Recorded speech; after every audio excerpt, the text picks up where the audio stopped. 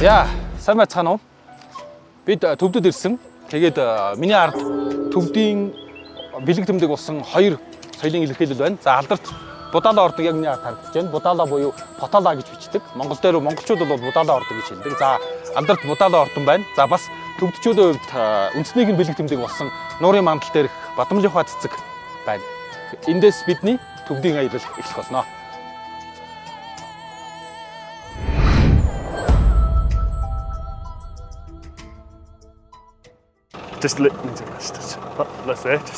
Намайг галсан нор гэдэг. Би энэ намын үйлдвэрийн дэд ерөнхий захирал юм аа. Галсан нор.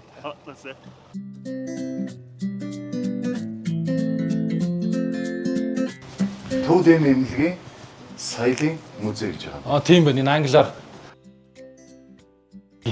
Аюу биш дээ. Энд бол манай үзэсгэлэнгийн танхим. Танай одоо харж байгаа нь Отож бурхны мандал юм аа. Энэ өнөө Отож мандал. Тийм. Отож мандалжийг сонсч ирсэн. Тэр голд нь цэнхэр болроор бүтээсэн Отож бурхан байна. Энэ бол ойролцоогоор 3800 жилийн өмнөх Думба Шингрэв Мивочи гэдэг хүн. Түүний үеэс эхлэн эмэмлэгийн тухай тэмдэглэл бий болсон учраас төвд ангаах ухааны хөгжил 3800 жилийн өмнөөс эхэлсэн гэж үздэг. За энэ хүн Монголтой их холбоотой. Сажаа бандит гунгаж алдсан. Юн гүрний үед Годан хантай Лянжуу хотноо уулзсанаар төвд Монголын соёлын солилцоо өргөжин Монгол төвд ангаах ухаан хамгийн идэвхтэй харилцааны үед орсон юм а. Гаасны сорол уу? Ман. Ман гэдгээр нь ингэж авч байгаа юм уу тий? Гаасны сорол бол байна л та. Тий. Энэ өнөө бас үнэтэй тэр нэг чолоо. За. Та тэрийг харж байна уу тэр? Булар. За авсан болор. Тий.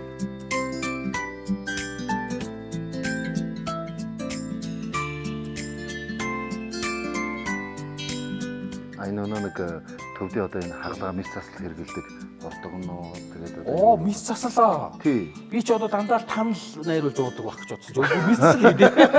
Ингээд дандаа тан уудаг л байх ёстой. Мис засал. Та тэгвэл одоо төвд эмнэлгийг бол зөвхөн ганцхан энэ хаалбаг гэж байгаа юм тий. Энийг ийм хоёр халбаг. За ийшээ. Энэ бол төвд эмийн боловсруулах арга техник. Эдгээр нь бүгд манай эмийн боловсруулалтанд ашигладаг зүйлс. Энд үзүүлж буй нь мантан. Ман эм гэсэн утгатай, тан танка зураг гэсэн үгэ.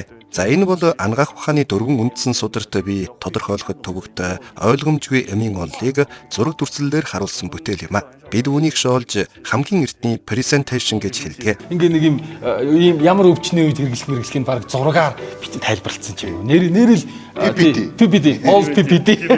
这其实上就是教具。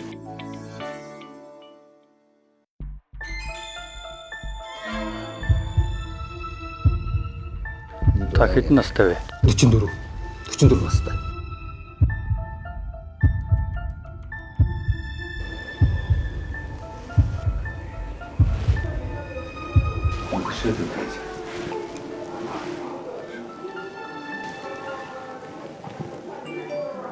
Тийш хардаа.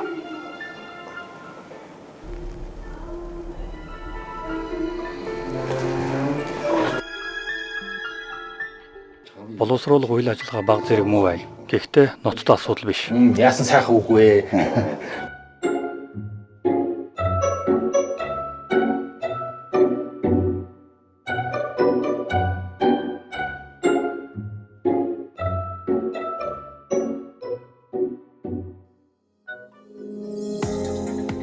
За энэ хэсэг бол манай судалгаа хөгжлийн төв. Бидний хийж буй зарим орчин үеийн ажлыг харцгаая. Бид ер нь өвөг дээдсийн эрдний ухааныг орчин үеийн технологитой хослуулахыг зорж ирсэн. Эрдэс гаралтай эм хэрэглэх нь манай төвд ангаах ухааны онцлог хэрэглгээний нэг юм а. Орчин үеийн технологи эм судлалын арга хэрэглэн шинжилгээ хийхэд жишээ нь ногоон ман чулуудах зэс, хөнгөн цагаан, фосфатын нэгдэл, зэсийн ион нь элегний фиброз өвчнийг эмчилгэхэд маш сайн нөлөөтэй болохыг тогтоосоо. Сая энэ эмч хэлж байна. Одоо сүүлийн үед энэ элэгний өвчин гэдэг бол баг одоогийн тэр жоох хүүхдүүд бол баг үнснээ мэдхгүй. Тэгвэл тэр үед миний баг байж хахад би мэднэ гэж. Иргэн өвчлөл их байсан. өөрөө яаж өвдөж байсан юм бол та ингээд баг бахад дэлгэний өвчлөл байсан гэж штэ. Тэр их сонирхох гээд. 就是小学大概 Баг сургуульд бараг 1-2 дугаар ангид байхад хүнд хэлбэрийн гепатитээр өвдөж элэг томорсон. Тэгээд төвд мууж эхэлсэн л дээ. Санаанд урамгүй тэр үед уудаг байсан жижигхэн үрлэн маань надад маш хүн сэтгэл үлдээсэн юм а. Яагад гэвэл тэр юм маань надад эм төдийгүй тоглоом шиг санагддаг байсан. Гадаад төрх нь хөөрхөн болохоор бүхнийг тод санаж үлдсэн. Тэгээс энэ англи дээр бол wrenching union 25 wrenching union 也是1年的。 union. Одоо миний ажил бол эдгээр эмийг улам сайжруулах. Би ер нь судалгаа хөгжүүлэлт хийдэг. Тиймээс ийм төрлийн шинэмүүд байнга гарч байна. Алхамаар өөрчлөгдөн илүү олон хүнд тустай болж, надад байсан шиг сайхан дурсамж төрүүлэхийг хүсэж байна. Саяхан манай үйлдвэрлэсэн эмийг Монгол улсад экспортлох зөвшөөрөл авлаа. Тиймээс ойрын ирээдүйд та Монголд манай эмийг харах болно гэдэгт итгэж байна. Нөгөө галсангийн яриад байсан юм гэх нь байна. За. Манай төвд эмийн ураг молын дараалангийн бааз. За. За ийш ороорой.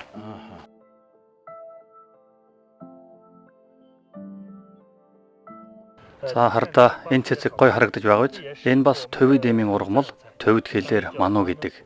За энэ эмчийн ярьснаар бол энэ бас төвдийн уламжлал ангаах ухаанд хэрэглэгддэг юм байна. Гэхдээ энэ шар цэцэг, энэ том далбайсан навч нь бол ордгоо эмийн ургамалд үндсийг нь эмийн ургамал ашигладаг гин. Тэгээд сая ковид үеэр чинь норв 7 ман 4 ч үлээ ийм уламжлал ангаах ухааны тан уугаад байсан. Тэгсэн чинь энэ ман гэдэг байгаа чинь нөгөө уугаадсан тэр ман 4 гэдэг байгаа чинь энэ нь болохоор төвлөр мануу гэж арай өөрөө дуудаад ах шиг байна. Тэгээ энэ нөгөө нэг ман гэдэг ханиадан дууж исэн эмний чинь үндс нь ингэж ургаад үндсээр ашигладаг ингэж таримлжуулж байгаа юм байна. За лабораторид нөгөө нэг хатаамал болгоод ингээд байсан тэр нэг танилцуулгатай байсан ургамал энэ пама гэсэн нэ пама гэсэн ийм ургамал юм байна. Тэгээд эмэгтэйчүүдийн өвчин бас ингээ эмэгтэйчүүд өвчин их сайн ийм болдог юм байна. Тэгээд одоо бол энийг 2 сар гараа ургацсан их сайн ургасан гэж эмч ярьж байна. Тэгээ энд бол ингээд битүү ийм пама гэдэг ийм ургамал тарьсан байгаа. Ургалт нь сайн байгаа гэсэн ийм мэдээлэл сая надад өглөө пама гэдэг ийм ургамал гинэ.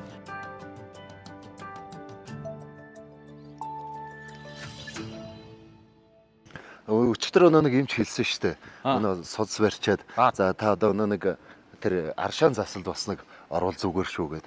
Тэг хайж явж байгаад энэ одоо төвдийнхаа бараг нилээн гайгүй дажгүй газар юм бэ. Тэг өнөөдөр таныг одоо гоё усан биш аршаанд оруулна. Тий. Энэ одоо бас янз юмуд байна. За одоо бит хоёр энд ирээд таныг одоо аршаанд оруулна. Тэгээд одоо энэ аршаан заслагддаг бол одоо бидний тэр нэг сав маавнд орохыг бодвол бас арай өөр. Тэгээд одоо яг энэ таавал урдаар шүршүрд нэг хэдэн минут орно. Тэгээд яг тэр аршаанд бол 25 минутаас гитэрж болохгүй гэж. Тий. Тэгээд гарч ирээд одоо таны ингээд боож тавиад одоо хөлсийг ингээд гадагшлуулна. Хорыг гадагшлуулж байгаа гэсэн үг. Тий. Тэгэхээр энийг та одоо өөрөө мэдэр. За ийш авах юм би.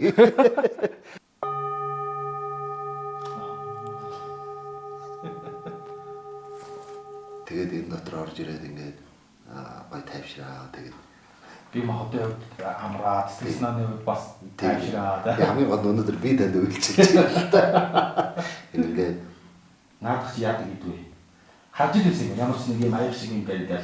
Тайвуулаад уураа. энэ ч одоо яг өнөө тарих тайвшруулдаг.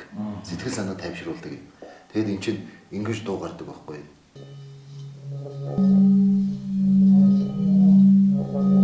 Мэдэгч байна. Та нүдэн анчгаа сонстоо.